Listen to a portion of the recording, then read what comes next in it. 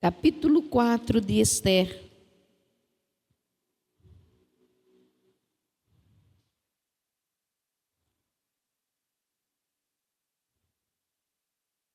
No versículo 13, nós lemos que Mordecai pediu que dissessem a Esther: não pense que por estar no palácio real, você será a única entre todos os judeus que conseguirá escapar. Porque se você ficar calada agora, de outro lugar virá socorro e livramento. Mas você e a casa do seu pai perecerão. Mas, quem sabe, se não foi para uma conjuntura, um caos como este, e você foi elevada à condição de rainha.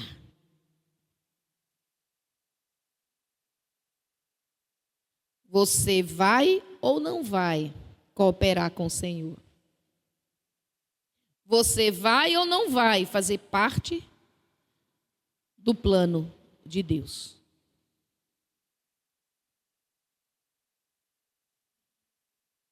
Nós estamos em tempo de festa, de alegria, porque o Senhor, num só dia, transformou a tristeza em alegria, transformou decretos de morte em vida, abateu o inimigo que estava se levantando para destruir o seu povo e exaltou o seu povo lá na Pérsia. Amanhã é 13 de Adar no calendário bíblico, dia em que o decreto para a morte de todos os judeus nos dias de Assuero, por toda a Pérsia e por todas as 127 províncias sobre as quais ele governava, foi confrontado por um novo decreto de Assuero, mas agora conduzido pela rainha Esther, que dava livramento a todos os judeus, seja da Pérsia, seja das 120 províncias. E aquele dia que havia sido sorteado, escolhido junto com os astrólogos por Ramã, o inimigo dos judeus, para matar todos os judeus, se transformou no dia em que os judeus se levantaram para destruir a espada do Senhor, junto com o seu povo, para destruir Amã e tudo que havia ainda dos amalequitas. Aquilo que há muito tempo Saul devia ter feito. No mesmo dia, amanhã é dia 13, e no outro dia é o dia da festa de Purim. Em alguns lugares já começa amanhã por causa dos fusos horários. E o que é a festa de Purim? Purim significa lançar sortes. E foi o nome da festa, a celebração, porque a morte se transformou em vitória, a tristeza em alegria, porque o decreto foi subjugado por um novo decreto. E aquele que era o plano de Ramã de destruir, foi, na verdade, se tornou, pela ação de Deus, através de Esther, aquela órfã que se tornou filha adotiva de um tio, que estava entre os deportados de Jerusalém para a Babilônia. e que agora está sob o domínio persa, porque a Babilônia caiu, e está em Susana, a capital da Pérsia daqueles dias, e foi escolhida como rainha. Todo um contexto que Deus trabalhou para que os inimigos dos judeus fossem destruídos. Mas tudo parecia o contrário. Deus rege a história. Deus é esse grande Deus, eterno Deus. Como Deus deixou Ramã influenciar Assuero, assinar e selar com seu anel um decreto de morte e de confisco de todos os bens de todos os judeus. Como Deus deixou que isso acontecesse? Porque esse seria o start para que Ramã e todos os inimigos dos judeus dentro da Pérsia viessem a ser destruídos. Aleluia! Quando saiu o decreto, Assuero é um rei, como os reis daqueles dias, muito vaidoso, muito orgulhoso, prepotente e que faz o que quer e que não muda os seus decretos. E Ramã é o primeiro homem depois dele no comando do governo. E Ramã tem uma rixa com Mordecai, um judeu. E por causa dessa rixa contra um judeu, ele resolve matar todos os judeus e articula envolver o rei Assuero como seu conselheiro em fazer um decreto de morte, de que fossem mortos dentro das suas 27 províncias e também na sua capital todos os judeus, porque eram um povo difícil, desobediente, que tinha outros deuses, que vivia outros costumes e não estava dando bem para a Pérsia esse povo. E confiscar os seus bens, porque eles eram muito prósperos, então trariam muitos recursos para o rei. E Assuero concordou com isso, deu seu anel para selar, e Ramã lançou sortes, e no lançamento das sortes foi determinado que no dia 13 de Adar, que era o 12º mês do ano, isso seria acontecido. Depois de determinado tudo isso, saíram os mensageiros por todas as províncias anunciando, dia 13 de Adar, o 12º mês. Eles estavam no primeiro mês do ano.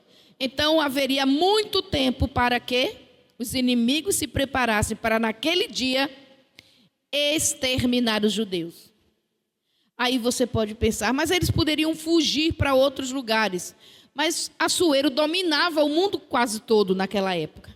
Nem Jerusalém, que já estava nos seus processos de reconstrução, seria um lugar seguro, porque tudo era domínio de Assuero. Então o decreto chegaria em toda a terra. E onde houvesse um inimigo dos judeus, ele estava autorizado para matar os judeus e confiscar os seus bens. E tinha muita gente interessada nas riquezas dos judeus. A Bíblia nos diz que a cidade de Susã caiu em prantos. Havia muitos judeus lá, que não voltaram depois que a Babilônia caiu, que permaneceram lá, porque estavam prosperando.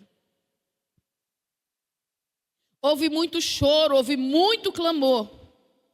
E é nesse momento que Mardoqueu, que é o tio que criou Hadassa, que veio a se chamar também Esther, como um nome persa, e foi escolhida dentre as muitas concubinas de Assuero como a esposa rainha. Porque Deus fez com que Esther tivesse uma graça que tocou o coração do rei. Os escritos tradicionais dos judeus dizem que Esther nem era muito jovem, nem era muito bonita. Se fosse concurso de beleza, ela nem ganhava. Mas é como a Bíblia diz, aonde ela passava, ela conquistava as pessoas por um carisma que Deus colocou sobre essa jovem, que não era tão jovem. E como o rei a coroou, mas ela não dizia que era judia. Ela foi orientada por Mardoqueu, guarde esse segredo, não diga de que nação, de que povo você pertence. Mas quando chega esse decreto, ela nem está sabendo o que está acontecendo lá fora. Ela ouve o choro, o clamor, e avisam para ela que o seu tio Mardoqueu está chorando, gritando pelas ruas, clamando por Deus, e vestido de pano de saco. Ela manda uma roupa para ele, manda avisar através dos seus servos o que está acontecendo. E Mardoqueu devolve a resposta e diz: o que está acontecendo é a maior desgraça que poderia acontecer conosco. Que nós sabemos que não é o plano de Deus, mas é o plano de Ramã. Foi decretada a morte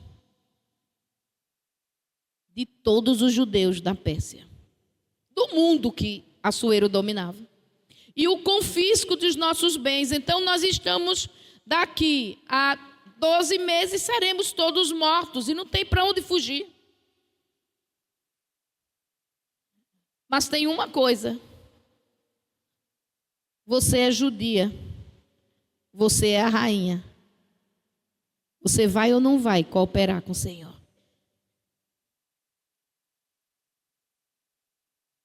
Você vai ou não vai fazer alguma coisa, Esther?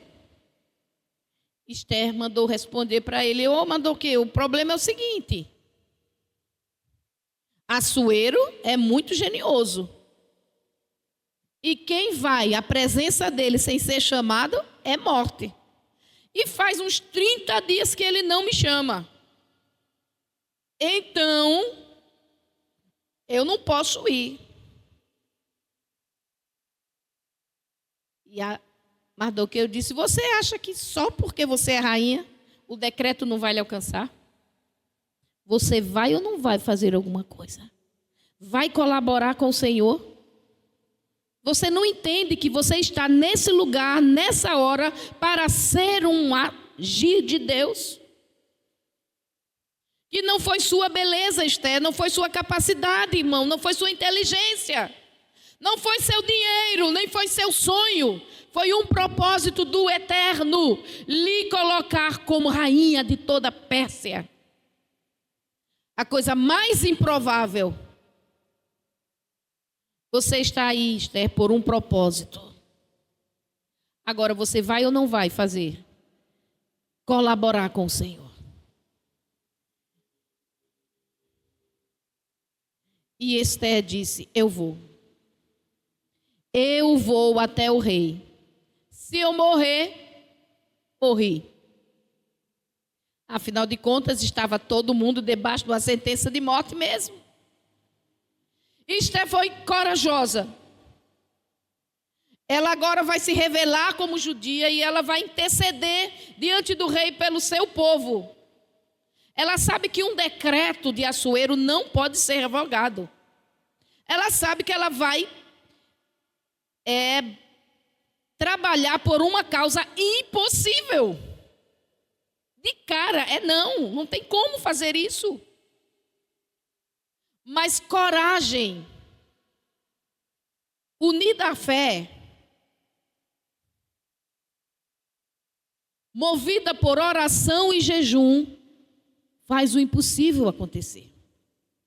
Ela se colocou nas mãos de Deus e disse: jejuem por mim.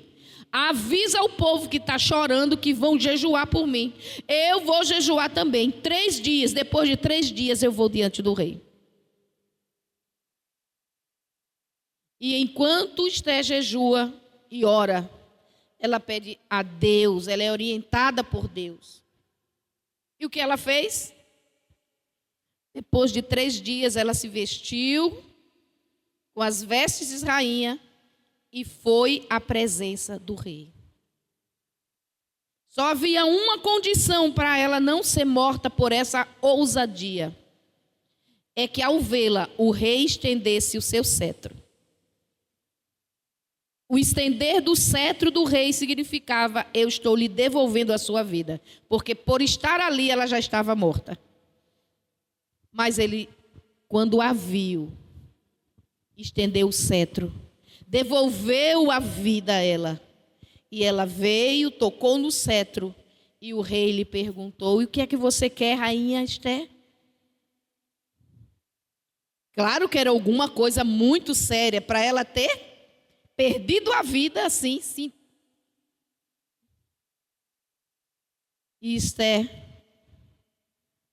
disse: eu quero lhe convidar para um banquete. Você e Amã. Claro que ela não disse você. E o rei se sentiu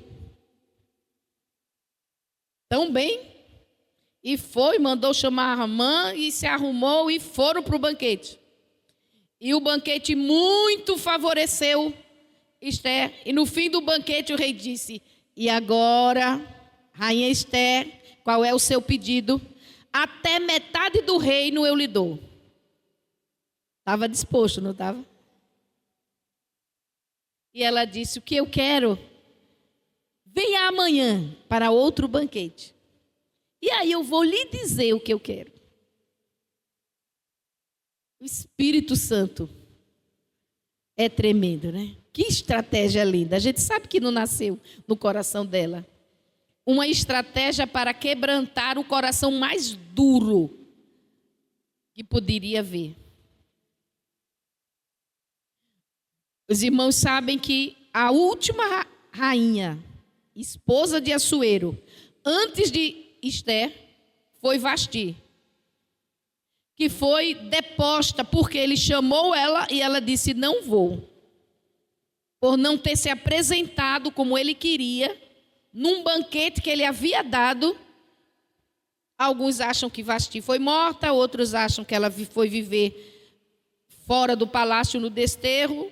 Não fica claro isso, mas o fato é que ela perdeu a coroa. Ou seja, Assuero não era um homem muito fácil. Agora ele vai ao jantar de Esther, vai ao primeiro, vai ao segundo, e é lá no segundo jantar que, quando ele pergunta: Esther, rainha Esther, qual é o seu pedido? Qual é o seu desejo? Até metade do reino eu lhe dou. E a rainha diz: venderam o meu povo, a mim e ao meu povo, para a destruição. Como? Quem ousaria fazer uma coisa dessa? Você e o seu povo? E a rainha disse: esse malvado Amã, esse seu amigo do peito, planejou a nossa morte, a nossa destruição. E o rei se irritou tanto que se afastou, pensando: como foi isso? Como é que Amã fez uma coisa dessa? E enquanto o rei se afasta um pouco, ainda sem entender essa situação, como isso tinha acontecido, Amã se prostra aos pés de Esther, pedindo misericórdia a ela. Misericórdia, não porque você está fazendo isso comigo, não, me livre. Porque ele viu que o rei já ficou nervoso. Quando o rei se volta e ver ele tocando na Esther, aí ele já chamou os guardas para levarem Amã preso para ser morto. E a forca que Amã tinha construído de 20 metros de altura para enforcar Mordecai, foi a forca em que Amã foi enforcado, porque ele foi tocar na esposa do rei. Então Esther foi conversar com o rei e pediu: o que eu lhe peço, mude o decreto de morte sobre os judeus. E o rei disse: mudar decreto não pode. Está selado, é lei Medo-Persa, não revoga. Mas o que você fizer para resolver essa situação, eu assino. E aí veio a sabedoria novamente de Deus. O decreto de morte era que no dia 13 de Adar, todos poderiam matar os judeus e confiscar os seus bens. Aí saiu um novo decreto. No dia 13 de Adar, todos os judeus poderiam se defender dos seus inimigos e matá-los. Então, com o novo decreto que correu a cidade, e essa mudança estratégica já intimidou os inimigos dos judeus.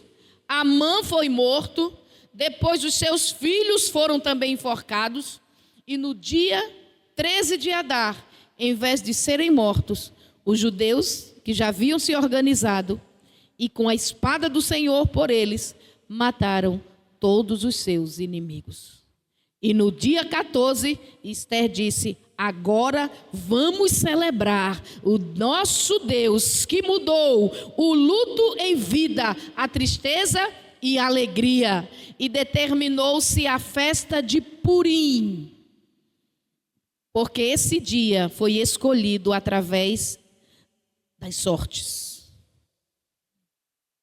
E é assim que nesses dias, esse mês é chamado Israel, um mês de alegria. Porque nós temos um Deus como esse Deus, que pode fazer o impossível e da forma mais impossível.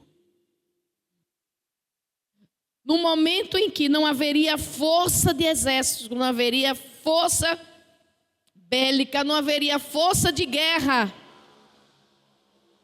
para destruir os inimigos, se fosse um combate. Deus salva o seu povo através de uma mulher, sem usar arma nenhuma, apenas com a sabedoria de Deus. E o decreto, a palavra de morte, porque um último decreto, ele é mais forte do que o anterior. Sempre que vier um novo decreto, o anterior é subjugado. E assim, em toda a Pérsia, os inimigos foram vencidos. No dia 13 e no dia 14 é festa ao Senhor. É um tempo de alegria. E para celebrar essa alegria, os judeus, nós não vamos celebrar Purim como os judeus celebram. É um preceito deles. Mas eles celebram Purim. Os maridos dando joias e roupas novas às esposas. Quem quiser, sinta-se à vontade de fazer isso. Os pais dando presentes aos filhos. Porque é a alegria do que Deus fez, de ter um Deus que muda a história num momento só. Depois eles têm que dar dinheiro a pessoas necessitadas. É a festa, então distribui o que tem. E alimentos cozidos, então prepara um prato especial e leva para outra família. Porque festa é assim entre os judeus. Além de ter que ouvir a leitura do livro de Esther, todos os 2 dias da festa, de manhã e de noite, e relembrar, e se alegrar, e saber que esse é o nosso Deus. E saber que essa grandeza, que esse poder para reverter o impossível e da forma menos provável aos homens, Ele tem. Porque Ele não mudou. Este ano, Purim tem um significado muito especial. Porque desde ontem, eu acho, Israel está bombardeando a Pérsia, que hoje é o Irã. É como se antes que eles destruíssem Israel, porque era só o que o Hamas quer, que Israel seja apagado do mapa. Quer destruir Israel. Aí Deus levantou as Forças Armadas dos Estados Unidos, as Forças Armadas de Israel, e está havendo uma destruição De quê? De armas atômicas, de situações que poderiam ser críticos para todas as nações da terra, e principalmente para Israel. É como se fosse de novo a mesma história. Deus passa a perna nos inimigos do seu povo. Deus vai adiante dos inimigos do seu povo. Estratégias, quando ia se imaginar que houveria um bombardeio assim tão cirúrgico, acertando nos lugares necessários para que o mínimo dos cidadãos civis sofram. Mas onde existe armamento, onde estão os perigos, por conta de um regime que o próprio povo não suporta mais. Que isso seja resolvido. É Purim em Israel e Deus está fazendo, mostrando de novo, com aquele povo que confia nele, que busca ele, que teme ao seu nome, vai tê-lo como um ajudador. Vai tê-lo como um Senhor presente. Amém? Sabemos que é também um tempo em que eles estão preocupados com as retaliações, com as ações terroristas, mas o Senhor também está guardando o seu povo. Mas em toda essa história, o que nós queremos trazer para as nossas vidas hoje, diante da grandeza de Deus e do seu poder, é essa sua, vamos dizer essa palavra aqui dentro de parênteses, essa sua necessidade de ter homens que cooperem com o seu plano. Essa sua forma de agir. Houve momentos na história de Israel em que os anjos de Deus desceram e fizeram tudo. Houve. Mas não é sempre assim. Na história de Purim, Esther teve que decidir fazer parte do plano de Deus. Esther teve que morrer para que o propósito de Deus de destruir os inimigos se concretizasse. Esther teve que mostrar a sua identidade, fazer a sua luz brilhar e trazer o tempo novo.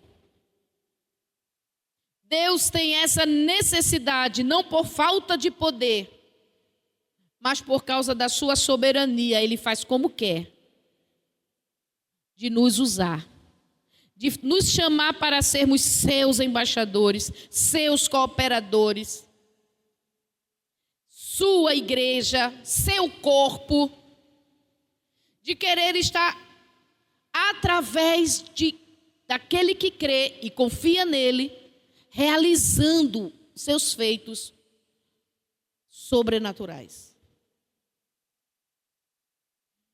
Quando Mardoqueu pergunta a Esther, e aí? Você vai ou não vai fazer parte do plano de Deus? Porque socorro e livramento vai vir. Se você não agir de alguma forma, Deus vai fazer. Deus pode fazer até sozinho. Mas perceba que no lugar onde você está, na função que você está, no meio em que você vive, dentro da sua casa, nessa hora de crise, é você a resposta que Deus tem. É você a luz que deve brilhar nesse caos. É você que pode fazer a coisa mudar, com uma palavra, com um conselho, com a sabedoria do Espírito Santo. E precisamos ter essa coragem de nos expor em nome do Senhor. Mas só coragem não, irmãos. Eu vou. Não. Ela teve coragem para ir. Mas ela teve, antes de ir, oração e jejum. Ela teve preparação. Porque ela precisava de orientação. Ela precisava de proteção. E ela precisava de sabedoria. E nós também. Porque às vezes estamos fazendo as coisas assim na pressa, no nosso braço, no nosso momento e do nosso jeito. Esther, naquela situação, sabia que havia um impossível. Algumas vezes as nossas situações não são tão impossíveis, então a gente já vai fazendo. E perdemos o propósito de Deus. Mas Esther sabia que sozinha não podia. Então ela vai orar. E conclama a cidade toda para jejuar. Em todo o livro de Esther, o nome de Deus não é mencionado. Mas é Deus que está agindo em todo o livro. E por causa disso, eles falam que nesse livro Deus está escondido. Mas escondido, mas agindo. Movendo a história, movendo as pessoas e trazendo a sua salvação. Por causa disso, essa festa é celebrada em Israel com fantasias. Como se eles dissessem, assim nós nos escondemos. Esther também não tinha se identificado como judia ainda. Então eles celebram, as crianças se vestem de fantasias, os adultos, e celebram ao Senhor. Não é um carnaval, é uma festa espiritual. Mas eles estão dizendo, mesmo que não saibam quem eu sou, Deus sabe quem eu sou, e Ele pode me chamar e me usar na hora que Ele quiser. Às vezes estamos caminhando fantasiados, despistando as pessoas de quem nós somos, mas na hora que o Senhor lhe chamar, mostre que você é o Filho de Deus. Mas mostre não na força do seu braço, nessa humildade de buscar orientação, proteção e sabedoria em Deus. Em Tiago, no capítulo 1, versículo 5, a palavra do Senhor diz-nos: se alguém tem falta de sabedoria, peça a Deus, que Ele dá. E Ele não vai lançar em rosto e dizer como você é burro, como você é tolo. Não, Ele vai se alegrar em lhe dar mais sabedoria. Mas não peça duvidando, porque quem duvida é como a onda do mar que vai e volta e não chega em lugar nenhum. Peça sabedoria. Porque quando saímos no nosso braço, na nossa força, no eu sei, no eu posso, estamos às vezes até atrapalhando Deus. Esther disse, eu vou, mas vão orar por mim. E sem dúvida, é nesse momento em que ela se dedica a orar e jejuar, que veio do Espírito Santo a sabedoria. Não vá com um pedido, vá com um banquete. Não chegue lá com uma exigência, chegue lá com um presente. O banquete de Esther agradou em muito ao rei. Quem diria que através de 2 banquetes ela traria redenção para todas as armas de guerra? Quais foram de Esther? Um banquete, comida. Bem que dizem, né, que o coração do homem passa pelo estômago. Então foi uma comida que ela não fez, mas que ela organizou, que alcançou o coração daquele homem tão mau. E tornou favorável a ela. Mas nós sabemos que ela não pensou isso sozinha. Mardoqueu não disse a ela, faça um banquete e converse com o rei lá. Não. A sabedoria veio do alto, irmãos. Deus nos instrumentaliza na sua obra, mas nós precisamos da sabedoria de Deus, a sabedoria do Espírito Santo. Não fique pensando, eu sei, eu vou, eu faço, eu falo, eu aconteço. Vai se frustrar, vai se atropelar. É preciso buscar ao Senhor, jejuar e orar, e ir nessa proteção do Todo-Poderoso. Ou ela teria sido morta antes de pedir qualquer coisa. Mas Deus a protegeu. Há muitos lugares perigosos para a gente ir, há muitas situações difíceis para serem enfrentadas. Só não enfrente sozinho, sozinha ou sozinho. Às vezes a fé que a gente diz que tem é só autoconfiança, confiança em si mesmo. Se é fé, dobre os joelhos e ore. E jejue em cima da situação para que Deus lhe oriente. Porque quando nós achamos que é fé, mas a gente está tendo só fé em si mesmo, porque Deus não nos falou o que era para fazer e a gente vai fazer o que acha que quer fazer. Do nosso jeito. E quantas vezes deixamos de fazer o que Deus quer? Fomos comprados por alto preço, diz a palavra do Senhor, para glorificar a Deus agora. Abra sua Bíblia em Colossenses, no capítulo 1.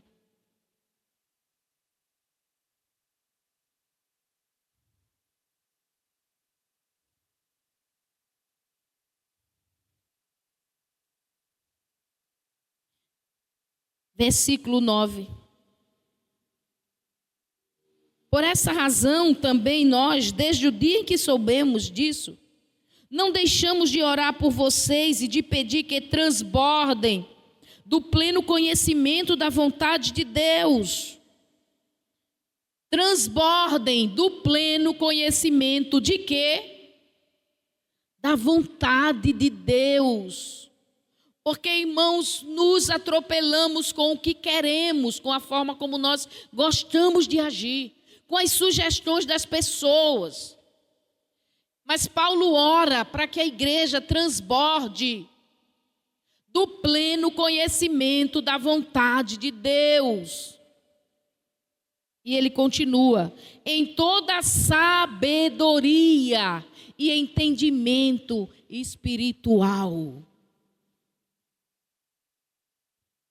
Quanto mais nesses dias que o engano está abundante na terra, o mal. Os homens são amantes de si mesmo, desafeiçoados, mentirosos. Então nós precisamos dessa sabedoria e esse entendimento espiritual para não cair no laço do inimigo, para não cavar cova, para a gente mesmo cair lá. Entenda qual é a vontade de Deus em cada negócio, em cada nova ação, em cada escolha, em cada convite que você recebe. Seja pleno do conhecimento, Deus quer. Deus tem uma forma de falar e de acordo com cada um e de acordo com a intimidade que você tem com o Senhor, você vai absorver esse entendimento. Eu vou dizer, Deus sempre fala ao ouvido. Não, Deus fala no coração, Deus fala através da sua palavra, Deus fala através de outra pessoa. É na intimidade com Ele, gastando tempo de oração, que você vai perceber quando é Deus e quando não é você pensando. Para discernir qual é a vontade de Deus em cada situação e assim poder ter descanso. Olha como ele continua dizendo. Dessa maneira vocês poderão viver de um modo digno do Senhor, para o seu completo, inteiro agrado, frutificando em toda boa obra e crescendo no conhecimento de Deus, sendo fortalecidos no poder. Primeiro é ser pleno do conhecimento da vontade de Deus. Conhecer a vontade de Deus vai além da teologia, vai além do conhecimento bíblico. Porque conhecer a vontade de Deus é ter uma experiência em que eu sei o que Deus quer para a minha vida naquele momento em que eu estou vivendo. A Bíblia é todo pano de fundo da minha existência. É a base, é o fundamento. Mas onde se encaixa a vontade de Deus nos meus passos? Ou onde os meus passos se encaixam com a vontade de Deus? Porque não é eu colocar o piloto automático da minha vida e dizer: Deus me abençoe. E orar para que Deus me abençoe. Eu vou no rumo que eu quero e digo: Deus me abençoe, Deus me abençoe. E se esse não é o rumo de Deus, você acha que Deus vai lhe abençoar você estando no rumo do diabo? Ou no rumo dos homens? Ou no rumo do seu próprio coração? Por isso que o apóstolo Paulo, quando ficou sabendo que a igreja estava tão cheia de amor, que estava vivendo em amor, que era um exemplo em amor, ele disse: agora vocês precisam ser cheios da vontade de Deus. Porque amor demais estraga a gente, se não conhecemos a vontade de Deus. A gente é capaz de botar o diabo no colo e dar de mamar ele. Com pieguice, se não entendermos a vontade de Deus. Porque somos envolvidos por pieguice, que não é o verdadeiro amor.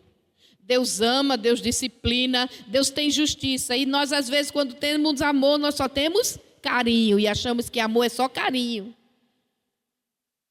E às vezes Deus está dizendo: não é esse o caminho. Não ande nesse caminho. Ih, derramou água aqui. Não deixem mais água aqui. Em copo pequeno. Sem problema, dá para terminar. É seguir no pleno conhecimento. Pleno quer dizer completo da vontade de Deus. Isso muda a nossa atitude de se ajoelhar e dizer: Deus, eu vou fazer isso, me abençoe. Não. Senhor, eu tenho todas essas situações. Me mostre, me conduza qual é a tua vontade. Me livre do mal, das escolhas erradas e do engano. Seja no envolvimento com pessoas estranhas, sejam situações que podem parecer às vezes tão bonitas, tão promissoras, igreja. Mas ter o conhecimento da vontade de Deus. Porque Deus tem uma vontade perfeita, boa e agradável. Agradável aí significa que ela vai estar como uma peça num quebra-cabeça, bem encaixada. Não quer dizer que você vai gostar. Às vezes você não gosta. E se Deus não disse que era agradável, ela é agradável, ela se encaixa perfeitamente no contexto da história que Deus quer para a sua vida. É claro que isso é um exercício diário e constante. E que seja hoje o exemplo de Esther, um chamado para as nossas vidas. A alegria de viver a nova vida, a ressurreição que Deus nos dá. Porque Deus está todos os dias, quando nós o buscamos, quebrando maldições, decretos de morte contra nós, caminhos que o inimigo faz para nos destruir. Sempre que nós o buscarmos, Ele nos dará sabedoria para vencermos todas as astutas ciladas do diabo. Mas nós precisamos, para caminhar de um modo que agrade a Deus, e se agrada a Deus, vai nos livrar das piores consequências. Então, quando vêm os momentos difíceis, principalmente quando vêm as crises, que tentam nos empurrar para ser mais rápido. Você tem que decidir ligeiro, tem que ser agora. Não, nada de decisões ligeiras. Eu preciso orar. Eu preciso jejuar. Estar diante de Deus para tomar a decisão que agrade a Ele. Algumas vezes Deus vai falar rápido com você. Outras vezes Ele vai exigir um pouco mais de tempo e sossego na presença dEle. Porque decisões com medo, no desespero, com falta de confiança em Deus, também nos prejudicam. Purim existe hoje como uma festa para nos lembrar que Deus pode mudar as coisas mais impossíveis e usar-nos das formas menos prováveis, porque Ele é o Todo-Poderoso. Amém?